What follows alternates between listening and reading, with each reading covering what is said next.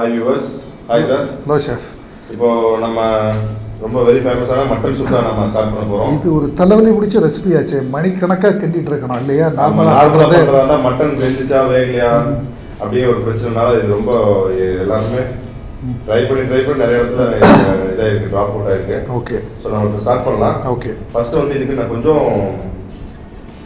தேங்காய் பால் இருக்கு இல்லைங்களா, அது நான் கொஞ்சம் விட்டுக்கிறேன். ஓகே. மட்டன் வந்து கொஞ்சம் உங்களுக்கு வந்து இதாக இருக்கும்ல, ட்ரையாக இருக்கும். அது கொஞ்சம் வாட்டரி தேவைப்படுது.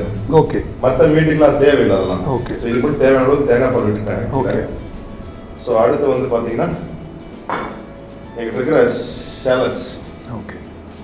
ஷேலட்ஸ் போட்டுருவேன். ஓகே. இதுவும் டைரெக்டாக போடலாம், இந்த இடத்துல ஒன்றும் தப்பு இல்லை. ஏன்னா கீழே வந்து உங்களுக்கு இது இருக்குது. ஓகே. கோகோனட் மில்க் இருக்குது. ஓகே. ஸோ தென் வந்து கறி லீவ்ஸ். ஓகே. அது கூட பார்த்தீங்கன்னா 2 காஞ்ச மிளகாய்.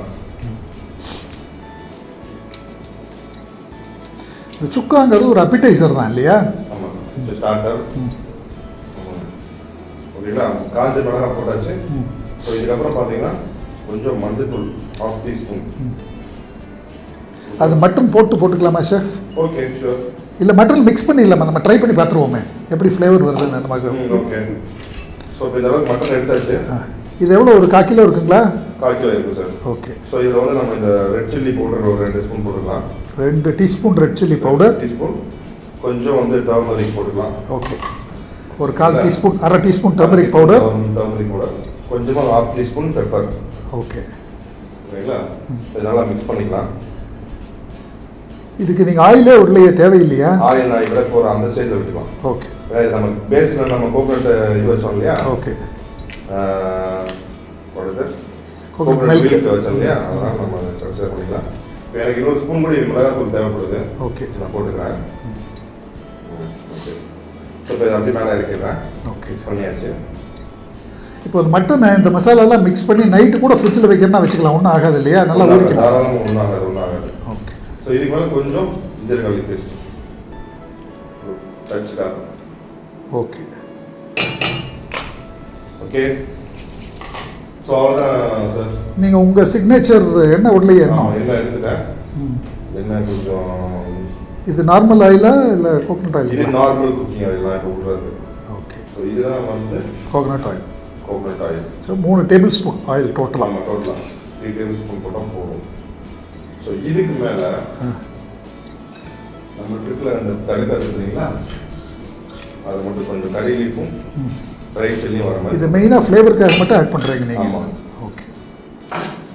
அதாவது எல்லாத்துலேயும் ஒன்று இதான் அப்படிங்கிற மாதிரி ஒரு விஷயம் இருக்கு இல்லைங்களா, அந்த ஸ்டேஜில் நம்ம இதை யூஸ் பண்ண போகிறோம்.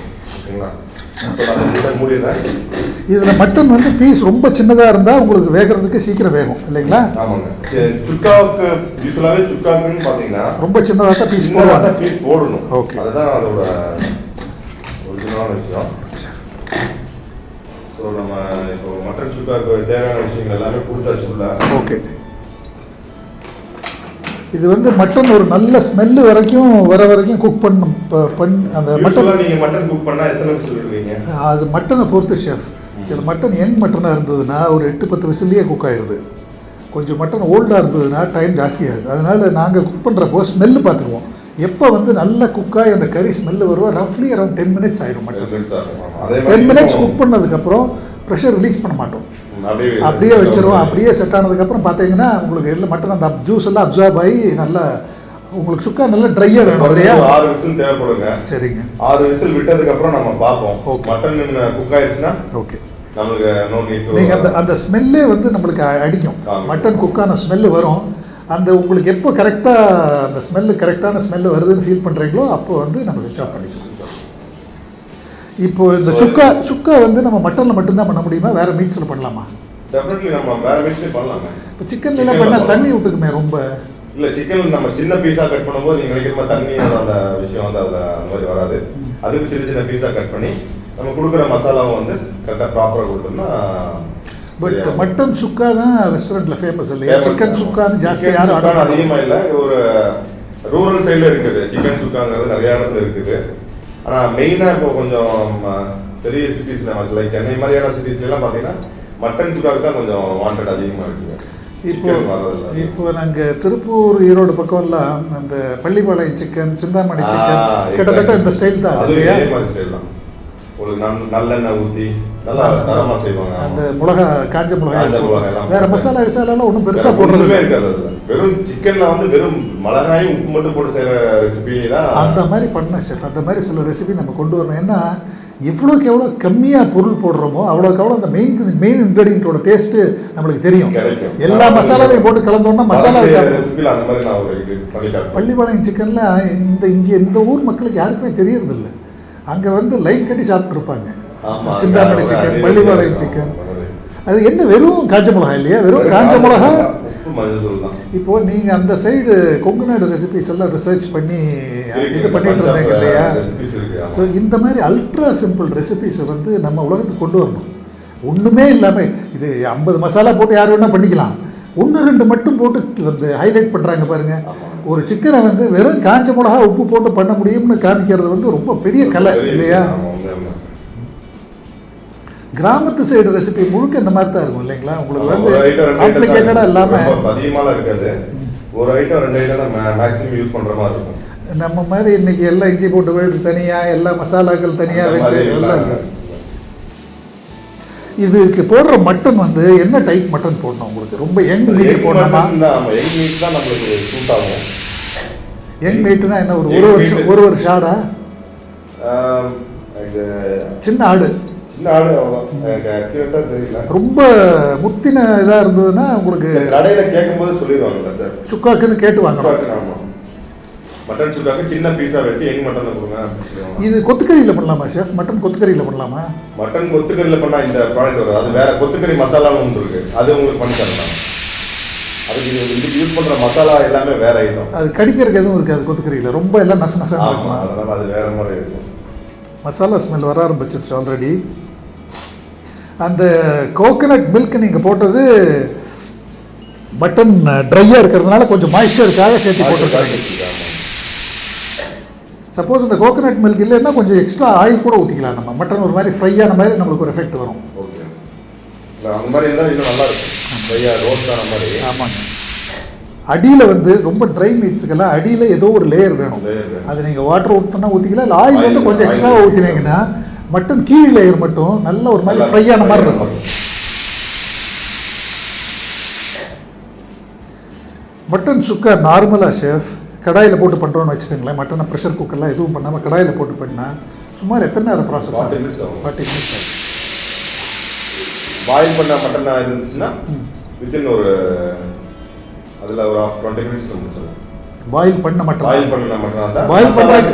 பண்ணுறதுக்கு இன்னொரு 15 நிமிஷம், 15 minutes பண்ணிடலாம். ஆனால் பிரச்சனை என்னென்னா மட்டனை நீங்கள் வாட்டரில் பாயில் பண்ணீங்கன்னா அதில் இருக்கிற ஜூஸ் பாதி வந்து வாட்டரில் போயிருக்கு. வாட்டர் வந்து மட்டன் சூப் ஆயிடுது உங்களுக்கு.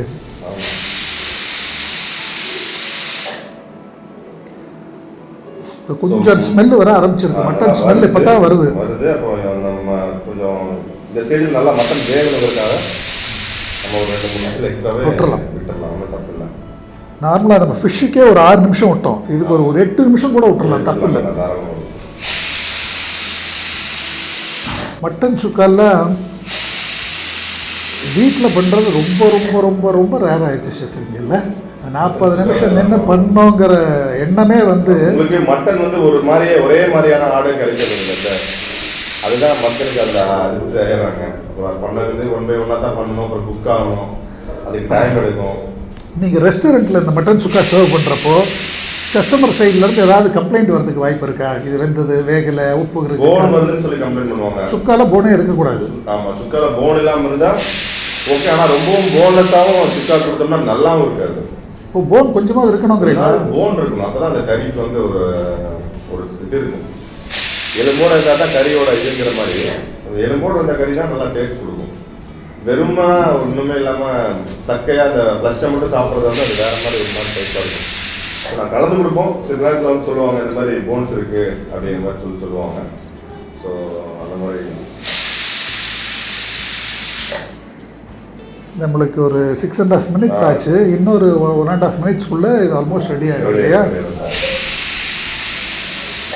ஸ்மெல்லு நல்லா வர ஆரம்பிச்சிருச்சு chef. Masala smell, mutton smell நல்லா வருதா உங்களுக்கு? போதுமா? போதும், ஆஃப் பண்ணிடலாம். ஓகே, இது ப்ரெஷர் நம்ம செட்டில் ஆக விட்டுருவோம். விட்டுடலாம். விட்டுட்டு அதுக்கப்புறம் இது பண்ணிக்கலாம். இது மட்டன்ங்கிறதுனால நார்மல் டைமை விட நம்மளுக்கு ஒரு 2 நிமிஷம் எக்ஸ்ட்ரா ஆயிருக்கு.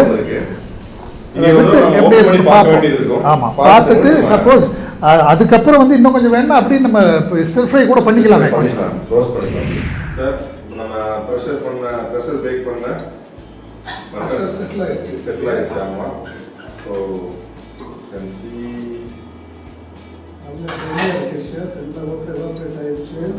மட்டனும் ஆல்மோஸ்ட் நல்லா ஆயிடுச்சு நினைக்கிறேன்.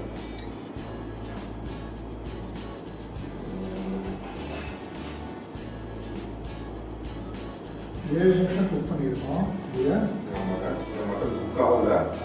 எத்தனை ஒரு 50% ஆகிட்டா எவ்வளோ நேரம் ஆயிடுச்சு பார்த்து சொல்லுங்கள். ஆயிருக்கு.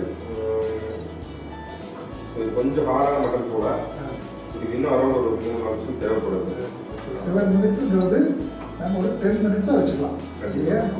இப்போ க்ளோஸ் பண்ணி இன்னும் அந்த சுக்காவோட அந்த உருவம் கிடைச்சிச்சு. ஓகே, இதை நீங்கள் இப்போ ஓப்பனாகவே கொஞ்சம் நேரம் ஸ்டிர் ஃப்ரை கூட பண்ணிக்கலாம். நம்ம பாயில் பண்ண வேண்டிய ஸ்டேஜில் இருக்குது. ஓகே, ஸோ அதனால் அதை கொஞ்சம் தேங்காய் பால் ஊற்றிடுவாங்க.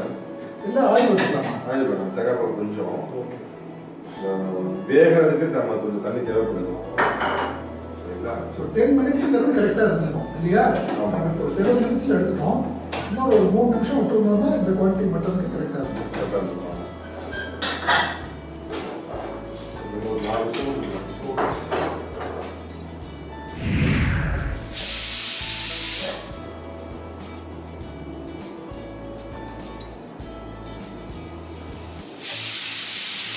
ஸோ நம்மளுக்கு 11 மினிட்ஸ் ஆகிருக்கு இல்லைங்களா? இப்போ ப்ரெஷர் அப்படியே செட்டில் பண்ண விட்டுலாம். ஓகே, பண்ணிட்டு மட்டன் சுக்கா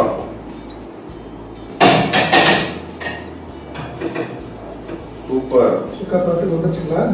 டெஃபினெட்லி. இதை பார்த்தா எல்லாம் அப்படி அள்ளிட்டு போயிடுவாங்க. நல்ல ஷைனிங்காக இருக்கு. மட்டன் நல்லா வந்துச்சுங்களா? Mutton almost வந்துருச்சுங்களா? சரி, ப்ரெசென்ட் பண்ணிடலாம். இப்போ ப்ரெசென்ட் பண்ணிட்டு அடுத்த வேலையை பார்த்தோம்.